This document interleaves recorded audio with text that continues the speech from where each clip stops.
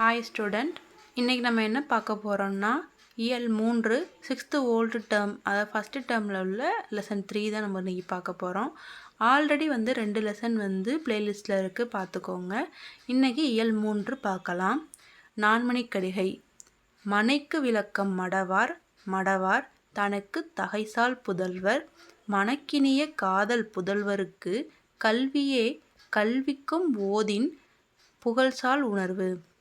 இந்த பாடலோட ஆசிரியர் யாருன்னா விளம்பி நாகனார். பாடலோட பொருள் என்ன சொல்கிறாங்கன்னா, ஒரு குடும்பத்துக்கு விளக்கு போன்றது பெண் தான். ஸோ அந்த பொண்ணுக்கு விளக்கு போன்றவர்கள் யாருன்னா பண்பில், அதாவது பண்பில் சிறந்த பிள்ளைகள் அப்படின்னு சொல்கிறாங்க. மனதிற்கினிய அந்த அன்பு பிள்ளைகளுக்கு விளக்கு போன்றது எதுனா கல்வி. அந்த கல்விக்கு விளக்காக விளங்குவது எதுவென்றால் அவர்களோட நல்ல அதாவது நல்ல எண்ணங்களே அப்படின்னு சொல்கிறாங்க. ஸோ இது இந்த பாடலோட பொருள். நெக்ஸ்ட்டு சொற்பொருள் பார்த்துடலாம்.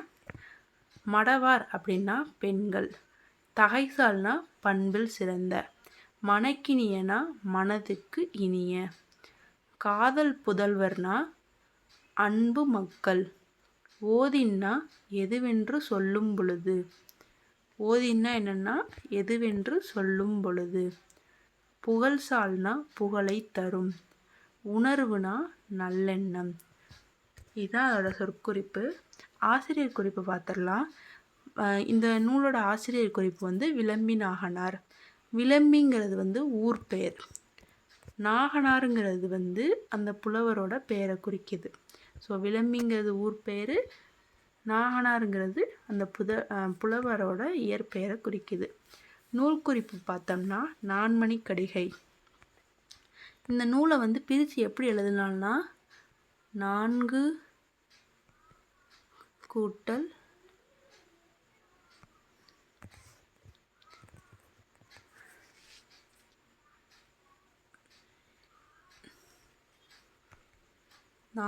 கூட்டல் மணி கூட்டல் கடிகை. இப்படி தான் இந்த நூலை பிரிக்கலாம். ஸோ கடிகை அப்படின்னா அணிகலன். ஸோ 4 மணிகளை கொண்ட அணிகலன் அப்படிங்கிறது தான் இந்த பாட்டோட பொருள். இதில் உள்ள ஒவ்வொரு பாட்டும் 4 அறக்கருத்துக்களை கூறுகிறது. நெக்ஸ்ட்டு புக் பேக் இருக்குது. மடவார்னா பெண்கள், மனக்கினியர்னா மனதுக்கு இனிய, உணர்வுனா நம்ம இங்கே என்ன பார்த்தோம், நல்லெண்ணம். ஸோ அதுதான் இங்கே கொடுத்துருக்காங்க, உணர்வுனா நல்லெண்ணம். நான்மணிக்கடிகை டேஸ் நூல்களுள் ஒன்று.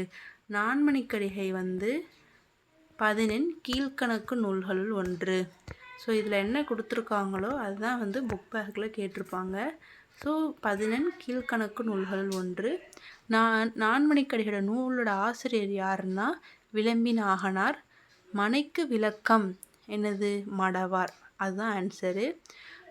நெக்ஸ்ட்டு அன்புமிக்க புதல்வர்களுக்கு விளக்கு என்னதுன்னா கல்வி. ஸோ கல்வி தான் அவர்களுக்கு விளக்கு. கடிகை என்பதன் பொருள் என்னது, அணிகலன். விளம்பி என்பது அவரோட ஊர் பெயரை குறிக்கும் விளம்பிங்கிறது. ஸோ நெக்ஸ்ட்டு ஒரு உரைநடை இருக்குது, ஆறாரோ ஆறிராரோன்னு சொல்லிட்டு. ஸோ இது தாலாட்டு பாடலை வச்சு வருது. ஸோ இதில் இருக்க பாட்டை நீங்கள் நல்லா பார்த்துக்கிறணும். ஏன்னா லாஸ்ட் டைம்னா ஒரு குரூப் 4ல் தாலாட்டு பாடலை வச்சு தான் ஒரு சென்டென்ஸ் கொடுத்துருந்தாங்க. மோஸ்ட்லி அது யாருக்கும் தெரிய வாய்ப்பு இல்லாததுனால நிறைய பேர் அதை அட்டன் பண்ணவே இல்லை.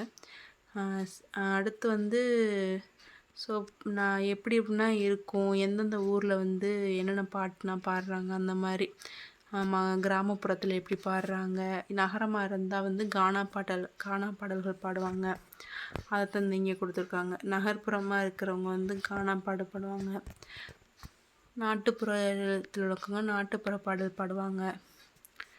அது மாதிரி இதுதான் சின்ன வயசில் நம்ம படித்தது. நார்மலாக நம்ம பாடிக்கிட்டு இந்த மாதிரி இந்த பாடல்களை தான் கொடுக்குறேன். நெக்ஸ்ட்டு வேறு இதில் இம்பார்ட்டன்ட்னு பார்த்தா, ஸோ என்னென்ன வகையான பாடல்கள் இருக்குது, இப்போ தாலாட்டு பாடல்னால் ஒரு குழந்தையை வந்து தூங்க வைக்கும்போது பாடுற பாட்டு. அடுத்து விளையாட்டு பாடல்னால் விளையாடும் போது நம்ம என்னென்ன பாட்டு பாடுறோம் அந்த பாட்டு. தொழில் பாடல்னால் தொழில் செய்யும்போது ஒரு களை எடுக்கும் போதோ ஏதோ ஒன்று செய்யும்போது அந்த இந்த இருக்குல்ல, அதாவது பிறந்த குழந்தைக்கு பாடுவது தாலாட்டு பாடல். கொஞ்சம் வளர்ந்த பிள்ளைகள் வந்து இந்த விளையாட்டு பாடல் பாடுவாங்க. அப்புறம் வந்து களைப்பு நீங்க வேலை செய்வோர் பாடுவது வந்து தொழில் பாடல். திருமணம் மற்றும் பிற நிகழ்ச்சிகள் அந்த பாடுற பாட்டுக்கு வந்து சடங்கு பாடல்னு சொல்லுவாங்க, கொண்டாட்ட பாடல்னு சொல்லுவாங்க. அப்புறம் வந்து சாமி கும்பிடுவோர் இருக்காங்கள்ல, அவங்க பாடுறது வழிபாட்டு பாடல் பாடுவாங்க. அப்புறம் இறந்தோருக்கு பாடுறது வந்து ஒப்பாரி பாடல். ஸோ இது மாதிரி எல்லாத்தையும் கொடுத்துட்டாங்க. ஸோ இதையும் கொஞ்சம் நல்லா பார்த்துக்கோங்க. நெக்ஸ்ட்டு இது நார்மலாக இதாக தான் இருக்குது. இது அவ்வளோ தேவையில்லை. எது தேவையோ, ஆனால் இப்போதைக்கு இப்போ போகிறதுல வந்து நம்ம எதையுமே தேவையில்லைன்னே விட முடியாது. இதை எல்லாத்தையுமே ஒரு தடவை நல்லா ரீட் பண்ணிக்கோங்க. ஏன்னா எதுலேருந்து கொஸ்டின் கேட்பாங்கன்னே சொல்ல முடியல. ஸோ நீங்கள் புக் அதாவது ஒரு அட்டை டு அட்டை படித்தா மட்டும்தான் வந்து உங்களால் எல்லா கொஸ்டின்ஸையுமே அட்டன் பண்ணுறதுக்கு சான்ஸ் இருக்குது. ஸோ அதனால் எல்லா பாட்டையுமே நல்லா படிச்சுக்கோங்க ஒரு தடவை. இது முடிஞ்சிருச்சு. இப்போ இந்த புக் பேக் பார்ப்போம். குழந்தையை தொட்டிலில் விட்டு தாய் பாடும் பாட்டு தாலாட்டு பாடல். ஸோ இதுக்கு ஆன்சர் வந்து தாலாட்டுன்னு வரும். நெக்ஸ்ட்டு வந்து ஏட்டில் எழுதப்படாத பாடல்கள் டேஷ் எனப்படுகின்றன. ஏட்டில் எழுதப்படாத பாடல்கள் வந்து நார்மலாக என்ன சொல்லுவாங்க, தாலாட்டு பாடல்கள், நாட்டுப்புற பாடல்கள். ஏன்னா நாட்டுப்புற பாடல்கள் எதுவுமே வந்து ஏட்டில் எழுதாத பாடல்களாக தான் இருக்கும். வாய்மொழியாக பரவும் நாட்டுப்புற பாடல்களையும் கதைகளையும் எப்படி சொல்லுவாங்கன்னா நாட்டுப்புற இலக்கியம் அந்த மாதிரி சொல்லுவாங்க. ஸோ கதை பாடல் எல்லாத்தையும் சேர்த்து இது பண்ணுறத. அடுத்து களைப்பு நீங்க வேலை செய்வோர் பாடும் பாட்டு என்ன பாட்டுன்னா தொழில் பாட்டு. ஸோ இதுக்கு ஆன்சர் என்னென்னா தொழில் பாட்டு. தொழில் பாட்டு சரியா. அடுத்து சென்னை போன்ற பெருநகரங்களில் மக்கள் பாடும் டேஷ் நாட்டுப்புற பாடல்கள் தான். ஏன்னா கானா பாட்டு கூட ஒரு நாட்டுப்புற பாடல் தான் சொல்கிறாங்க.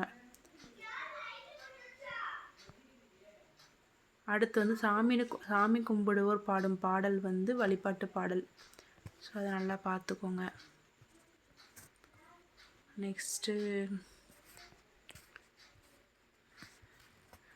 நெக்ஸ்ட்டு வீரச்சிறுவன் ஒரு லெசன் இருக்குது. இது கதை மாதிரி தான் இருக்கும். இது விவேகானந்தரை பற்றின ஒரு கதையாக இருக்கும். ஸோ இந்த கதையை வந்து கொஞ்சம் நல்லா ரீட் பண்ணிக்கோங்க.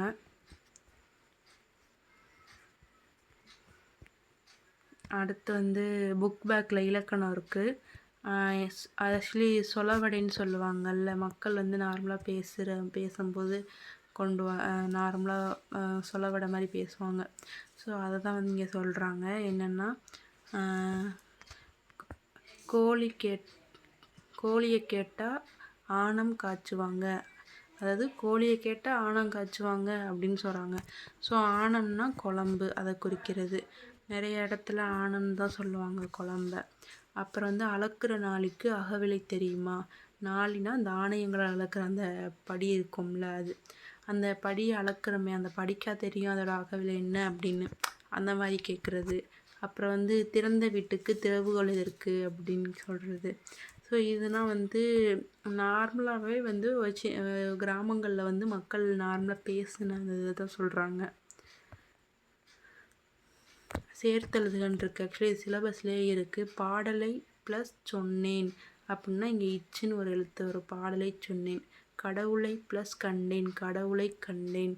பழத்தை ப்ளஸ் தின்றேன், பழத்தை தின்றேன். இத்து வரும். கண்ணுக்கு ப்ளஸ் கொடுத்தேன், கண்ணனுக்கு ப்ளஸ் கொடுத்தேன், கண்ணனுக்கு கொடுத்தேன். மதுரைக்கு ப்ளஸ் செல்வோம், மதுரைக்கு செல்வோம். இந்த மாதிரி நல்லா பார்த்துக்கோங்க. அடுத்து வந்து கிணறில் போட்டேன் இருக்குது. ஆக்சுவலி கிணறின்னு வராது, கிணற்றில்னு வரும். கிணற்றில்னு வரும். நெக்ஸ்ட்டு வந்து சுவரில் வரைந்தேன் அப்படின்ட்டுருக்கு. சுவற்றில் வரைந்தேன் இருக்குது. ஆக்சுவலி இதில் சுவரில் தான் வரும். அந்த மாதிரி எது வடமொழி எழுத்து மாதிரி வருது அதை நான் கொஞ்சம் நல்லா பார்த்துக்கணும். வயிறு பசிக்கிறது அப்படின்னா வயிறுன்னு தான் வருமே தவிர வயிறுன்னு வராது. வயிறு பசிக்கிறது அப்படின்னு தான் வரும். ஸோ இந்த மாதிரி பிழைகளே இல்லாமல் வந்து ஏன்னா இதுனா கேட்பாங்களா அப்படின்னு யோசிக்க முடியாது. இந்த மாதிரி இதெல்லாமே தான் கேட்குறாங்க. ஸோ அதனால் அதெல்லாம் நல்லா பார்த்துக்கோங்க. ஆக்சுவலி வந்து இந்த ரா ரா லா லா லா நா நா நா இந்த எழுத்துக்களை எழுதும்போது நிறைய பேர் பிழையாக தான் எழுதுகிறாங்க. ஸோ அந்த மாதிரி இதை வந்து நம்ம முறையாக எப்படி நம்ம ஒழிக்க கற்றுக்காததுனால தான் இந்த பிழை வந்து ஏற்படுது. இந்த லாக்கும் டிஃப்ரென்ஸ் நமக்கு தெரியாதனால தான் நம்ம அதை எழுதும் போதும் அப்படியே எழுதிடும். ஸோ இந்த மாதிரி பிழை இருக்கிறத தான் நம்ம என்ன சொல்கிறோம்னா மயங்கொலி பிழை அப்படின்னு சொல்கிறோம். இப்போ மல்லிகை மனம் வீசியது அப்படின்ட்டுருக்கு. இந்த மனம் வந்து மனம், அதாவது நெஞ்சம் அந்த மாதிரி சொல்கிறது. இந்த மனம் தான் வந்து ஆன்சர் வரும். அடுத்து பூமியை டேஷ் வருவேன், வளம் வருவேன். இந்த வளம் தான் ஆன்சர், சுற்றி வர்றதுன்னு சொல்கிறது. இந்த வளம்னா நம்மளுடைய இயற்கை வளங்களை பற்றி சொல்கிறோம்ல, அந்த வளத்தை குறிக்கிறது தான் இந்த வளம் வரும். அடுத்து டேஷ் பதுங்கி பாயும், புளி தான் வரும். இந்த புளி தான் ஆன்சராக வரும். இந்த புளி வந்து நம்ம குழம்புக்குன்னா போடுவோம்ல, அந்த புளி. நெக்ஸ்ட்டு வந்து முகத்தில் டேஷ் முறுவல் வேண்டும், புன்முறுகல். அந்த 2 சொல்லி இன்னு தான் வரணும். 3 சொல்லி இன்னு வந்துச்சுன்னா அது வந்து காயத்தை குறிக்கும். அடுத்து வந்து நாய் டேஷ் நிமிராது, நாய் வால், குண்டு இல்லை தான் போடணும். இந்த வால்னால் இந்த கத்தி அந்த மாதிரி சொல்கிறது தான் அந்த வால் வரும். ஸோ இந்த வால். ஸோ அதுக்கான அர்த்தங்கள் நம்ம தெரிஞ்சு வச்சுக்கிறது ரொம்ப நல்லது. அடுத்து வந்து தமிழ் சொற்கள் 4 வகைப்படும். என்னென்ன? பெயர்ச்சொல், வினைச்சொல், இடைச்சொல், உரிச்சொல். இதில் வந்து ரொம்ப முதன்மையானது எதுன்னா பெயர் சொல்லும் வினை சொல்லும் தான்.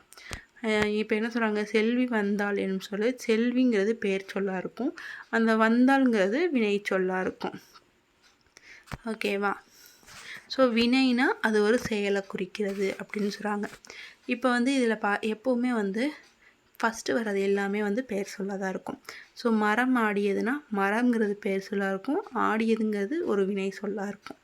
அந்த மாதிரி இருக்கிற எல்லாமே ஃபஸ்ட்டில் உள்ள வேர்டு வந்து பெயர் சொல்ல குறிக்கும், அடுத்து வர்றது வினை சொற்களை குறிக்கும். அதை கொஞ்சம் நல்லா பார்த்துக்கோங்க. நெக்ஸ்ட்டு என்ன சொல்கிறாங்கன்னா,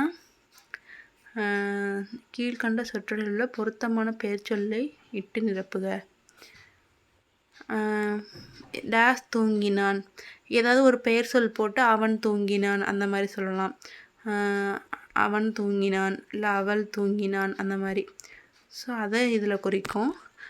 நெக்ஸ்ட்டு வந்து பூ பூத்தது, எல்லாத்துக்குமே நம்ம பெயர் சொல் தான். டேஷ் மட்டை பந்து விளையாட்டில் வெற்றி பெற்றது தமிழ்நாடு, இது எல்லாமே வந்து ஒரு பெயர் சொல்ல குறிக்கிற மாதிரி தான் வரும். அடுத்து வந்து டேஷ் அழுதாள், அமுதா அழுதாள் அந்த மாதிரி, அமுதா அழுதாள் அந்த மாதிரி, இது எல்லாமே வந்து பெயர் சொல்ல குறிக்குது. அதுக்கடுத்து வந்து என்ன சொல்கிறாங்கன்னா, கீழ்காணும் சொற்றொடர்களில் பொருத்தமான வினைச்சொல்லை இட்டு எழுத்துக.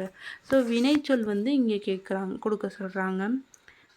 கூட்டம் நிறைந்தது, ஆந்தை அலரும், வின்சென்ட் பாடம் கற்பித்தார், இல்லை வின்சென்ட் பாடம் கற்பித்தான், இஸ்மாயில் தண்ணீர் குடித்தான், இல்லை பருகினான்.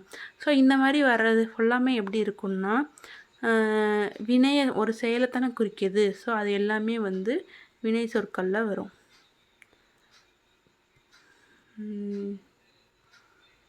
நெக்ஸ்ட்டு வந்து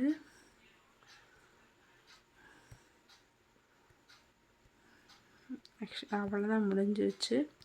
ஸோ இந்த லெசன் வந்து இதோட முடிஞ்சிருச்சு.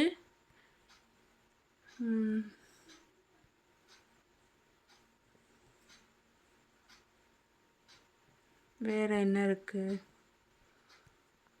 இது நார்மலாக உள்ளது தான். ஸோ இதை நீங்கள் சும்மா பார்த்துக்கிட்டாலே போதும் என்னென்ன இருக்குன்னு. இதெல்லாம் அவ்வளோதான் இம்பார்ட்டன்ட் கிடையாது. ஸோ அவ்வளோதான், இந்த லெசன் முடிஞ்சிருச்சு. ஸோ நெக்ஸ்ட்டு இதை பார்க்கலாம் நம்ம. ஸோ நம்ம சேனல் இது வரைக்கும் யாராவது சப்ஸ்கிரைப் பண்ணாமல் பார்த்துக்கிட்டு இருந்தீங்கன்னா சேனலை சப்ஸ்கிரைப் பண்ணுங்கள், லைக் பண்ணுங்கள் அண்ட் ஷேர் பண்ணுங்கள். ஸோ இதே மாதிரி டிஎன்பிஎஸ்சிக்கான நிறையா videos, Tamil videos, previous year questions videos எல்லாமே நான் அடுத்தடுத்து போடுவேன். எல்லாத்தையும் பாருங்கள். தேங்க்யூ.